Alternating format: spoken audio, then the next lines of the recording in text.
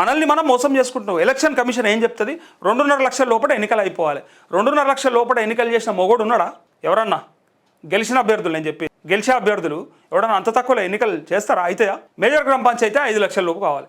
యాడికెళ్ళి అయితే 5 లక్షలు? మనము కొన్ని ఎట్లా మోసం చేసుకుంటామంటే, ఫర్ సపోజ్ ఈ సాగర్లు విమల్లు ఉంటాయి కదా, ఏంటి అవి గుట్కాలు, ఆ కింద ఏం రాస్తారు? పాన్ మసాలా అని రాస్తారు. అడ్వర్టైజ్మెంట్లు రాస్తే అంటే లొసుగుల్ని, లూప్ హోల్స్ ని వాడుకుంటాం మనం. అడ్వర్టైజ్మెంట్ చేస్తున్నాం దానికి, ఆ సాగర్కో విమల్కో, కానీ దాని కింద పాన్ మసాలా అని రాసుకుంటాం. మీరు ఏ బ్లెండర్ స్ప్రేడో లేకపోతే ఇంకా రకరకాల బ్రాండ్లు ఉంటాయి, పేర్లు యాదకి రావు నాకు టక్కన. అవన్నీ రాయల్ ఛాలెంజో ఇంకా ఏవో ఉంటాయి కదా, వాటి కింద సోడా అని పెడతారు పేరు. కింగ్ ఫిషర్ అని పెడతాడు. కింగ్ ఫిషర్ ఏంటిది మనకు తెలియదా? దాని కింద సోడా అని పెడతారు. అంటే అట్లా పెట్టుకుంటే ప్రచారం చేసుకోవచ్చు, అప్పు లేదు.